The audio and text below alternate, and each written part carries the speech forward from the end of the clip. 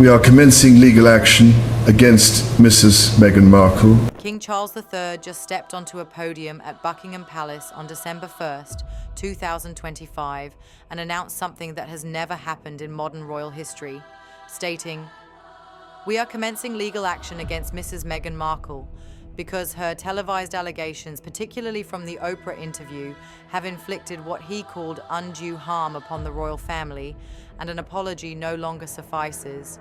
But here's what makes this announcement genuinely groundbreaking and why it marks the first time a reigning British monarch has personally initiated a defamation lawsuit against a family member. The interview in question aired nearly 5 years earlier in March 2021 and drew over 17 million viewers in the United States alone. And in it, Meghan, the Duchess of Sussex, alongside Prince Harry, leveled serious claims including concerns about their son Archie's skin color from unnamed royals and a lack of support during her mental health struggles. Once you understand why the palace's initial response back in 2021 was measured with a statement noting that recollections may vary, but the rift has only deepened over years through books and documentaries, why insiders close to the palace describe the decision as a culmination of endured slights where private reconciliation efforts repeatedly failed, and what it means that Prince William and Princess Catherine have emerged as pivotal figures advocating for the lawsuit, viewing the Sussexes' public disclosures as existential threats to the monarchy's stability. You'll realize this isn't just a family feud. It's a battle for narrative control in an era of instant media scrutiny, where the lawsuit invokes UK defamation laws, requiring proof that Meghan's allegations were false and caused serious reputational harm. Her televised allegations, particularly the Oprah interview, have inflicted undue harm upon the royal family. In the crisp morning air of a late autumn day in London, the gates of Buckingham Palace swung open to a sea of flashing cameras and murmuring journalists. It was December 1st, 2025, and the world had gathered for what was initially billed as a routine update on royal engagements. But as King Charles III stepped onto the podium, his expression stern and resolute under the grey skies, the atmosphere crackled with anticipation. Flanked by advisors in tailored suits, he adjusted his notes and began to speak, his voice steady yet laced with unmistakable gravity. "We are commencing legal action against Mrs. Meghan Markle. Her televised allegations, particularly the Oprah interview, have inflicted undue harm upon the royal family. An apology no longer suffices. The matter will now proceed through the courts." An apology no longer suffices. The matter will now proceed through the courts. The words hung in the air like thunder, sending shockwaves through the assembled press. Reporters scrambled, phones buzzing with urgent dispatches. This was no ordinary announcement. It marked the first time a reigning British monarch had personally initiated a defamation lawsuit against a family member. The interview in question, which aired nearly 5 years earlier on March 7th, 2021, had been a watershed moment, drawing over 17 million viewers in the United States alone and igniting global debates on race, mental health, and the inner workings of the monarchy. In it, Meghan, the Duchess of Sussex, alongside Prince Harry, had leveled serious claims. Concerns about their son Archie's skin color from unnamed royals, a lack of support during her mental health struggles, and feelings of being unprotected by the institution.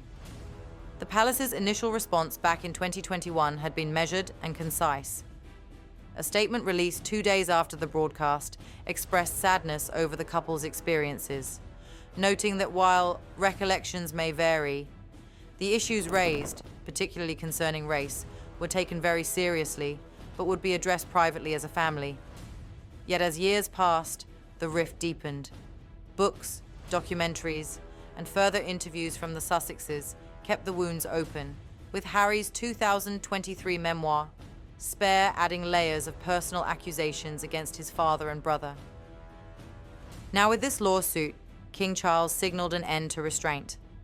Insiders close to the palace described the decision as a culmination of endured slights, where private reconciliation efforts had repeatedly failed. One source speaking anonymously revealed that the king had agonized over the step, viewing it as necessary to protect the institution's integrity amid declining public trust.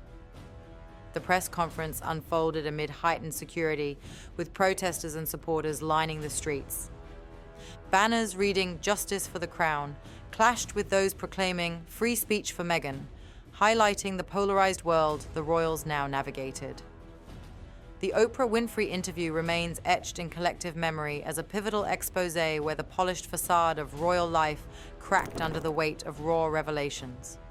Broadcast on CBS, it featured Meghan and Harry in a serene California garden, opening up about their decision to step back from senior royal duties in 2020, dubbed Mexit. Meghan spoke candidly about her thoughts during pregnancy, claiming the palace refused her help for fear of optics. Harry corroborated, adding that conversations within the family had raised concerns about how dark Archie's skin might be, implying racial bias without naming individuals. The immediate aftermath was chaotic. Buckingham Palace's statement, issued on behalf of Queen Elizabeth II, acknowledged the sadness felt by the family upon learning the full extent of the couple's challenges. Yet the interview's impact extended far beyond palace walls. Media outlets dissected every claim, with UK tabloids decrying it as a betrayal, while American commentators praised the couple's bravery. Polls at the time showed a dip in royal approval ratings, with a YouGov survey revealing 48% of Britons viewing the interview negatively, compared to 29% positively. Over the ensuing years, the narrative evolved. The Sussexes' Netflix series, in 2022, revisited similar themes, portraying the royal institution as outdated and unsupportive. Harry's Spare detailed alleged physical altercations with Prince William and emotional distance from King Charles, then Prince of Wales. These publications kept the original interview's allegations alive, framing them as part of a broader pattern of institutional failings. Why pursue legal action now, nearly half a decade after the interview? Sources indicate a build-up of unresolved grievances exacerbated by subsequent Sussex projects. The 2021 broadcast was initially met with containment strategies, but as Harry's memoir and the Netflix documentary series amplified the narrative, palace patience eroded. A key factor was the perceived commercialization of family disputes, with Archewell's media deals netting millions, while royal approval ratings fluctuated. In 2024, polls showed a rebound for the monarchy post-Charles's coronation, but lingering negativity toward the Sussexes persisted. An Ipsos survey from October 2025 revealed Meghan's favourability at 20% in the UK, down from 25% the previous year, with Harry at 28%. This decline, insiders say, prompted a strategic review, concluding that silence allowed misinformation to fester. Legal precedents played a role. Meghan's own successful 2021 privacy suit against Associated Newspapers for publishing her letter to her father demonstrated the viability of court interventions in media disputes. Moreover, personal health challenges within the family shifted priorities. Charles's cancer diagnosis in early 2024, followed by Catherine's, underscored the need for stability. Reports suggest these events made the king reflect on legacy, viewing the unresolved allegations as a stain. Behind the scenes, Prince William and Princess Catherine have emerged as pivotal figures in advocating for the lawsuit. Their involvement is deeply entrenched in a history of fractured family ties that predates the Oprah interview. As the future king and queen consort, they have long perceived the Sussexes' public disclosures as existential threats to the monarchy's stability and their own legacies. Sources familiar with palace dynamics describe William's mounting frustration, which reached a boiling point with the release of Harry's memoir, Spare, in 2023. The book not only alleged a physical altercation between the brothers, but also detailed leaked private conversations and accusations of favoritism, which William reportedly viewed as profound breaches of familial trust and royal protocol. Catherine, traditionally seen as a mediator within the family, has undergone a notable evolution in her stance, particularly following the Sussexes' 2022 Netflix documentary series. The production painted her as aloof and unwelcoming during initial encounters with Meghan, a portrayal that clashed with her public image as a compassionate figure dedicated to causes like early childhood development and mental health. Recent updates suggest Catherine's perspective has been shaped by personal challenges, including her 2024 cancer diagnosis, which heightened her resolve to protect the family's unity. Reports indicate she has clashed with other royals over reconciliation efforts with Harry, advocating for boundaries. The lawsuit invokes UK defamation laws, centering on libel as defined under the Defamation Act 2013, which reformed the landscape to balance free speech with reputational protection. This legislation introduced a key threshold. A statement is not defamatory unless its publication has caused or is likely to cause serious harm to the claimant's reputation. For individuals like King Charles, this means proving tangible damage, such as financial loss, social ostracism, or a measurable decline in public standing rather than mere emotional distress.